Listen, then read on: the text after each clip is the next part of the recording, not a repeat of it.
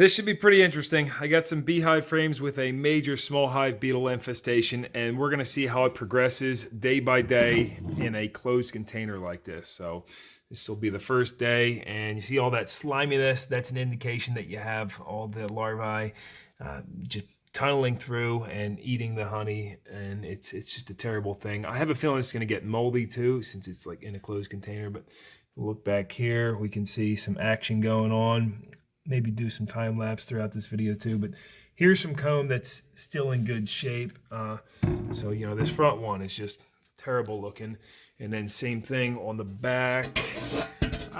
We got plenty of honey in there that's in really excellent condition, and we do have many adult beetles inside here too.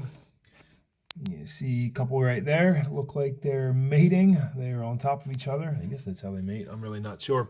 Anyway, the small hive beetle is a pest that was first detected in the United States, I think 1996.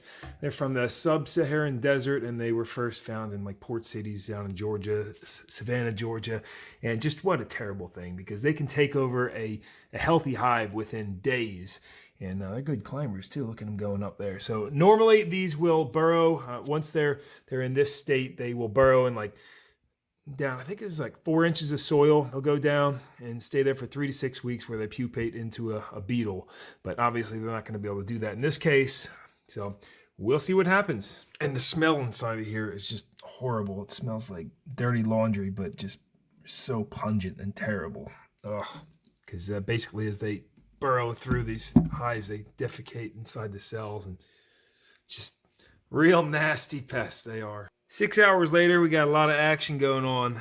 Straight ahead, you can see there's a big pile up right there that wasn't before, and then they're climbing up the sides and trying to get out of the glass. So thankfully I taped this off, but yeah, we'll check on them tomorrow morning.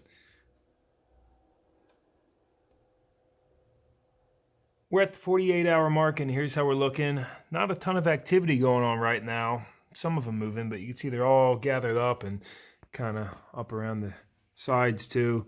Yeah, they are still moving, but a little slow today. I'm starting to think they're running out of oxygen, because there's just not really much of activity at all going on. I brought them out in the sunlight where it's around 80 degrees out now. Get some oxygen in there, and now they are just going crazy. Look at them all. They're like fighting each other and stuff too. Lots of energy they have now. They are trying so hard to get out. They're going along the perimeter and trying to push, and their goo is actually like wicking into the seam. That makes it even harder for them. But then check it out over here. They kind of found a little bit of an area, and well, look they're all kind of squeezing out now. So let me just push that down a little bit. Oh yeah, there you go. Next day, same thing going on. Lots of action. They all getting very antsy. You can see they've covered every square inch of this glass. And the guy who we squashed his butt yesterday, he is still going.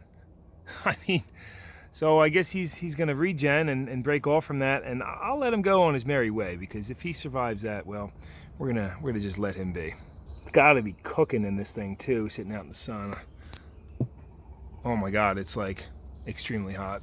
I'll put him down in the shade here for now. It's got to be every bit of 130 degrees in there at least. Next evening, came out, there was no action going on, even after tapping the glass and everything. So then I opened it up, let some oxygen in, and now they are back at it. This guy did actually end up passing away, unfortunately. Well, I shouldn't say that, but... so I think I'm going to just leave it sealed now completely and see if they survive or what happens. A few days later, and this experiment has come to an end, because we got some extreme heat. It's been about 98 degrees out, and I mean, you could say it's just melted the wax completely, and I think they all died from the extreme heat for sure. I haven't seen any movement in a couple days, so that's oh man, that stinks. I'm gonna clean this up, and that sums up my hive beetle experiment.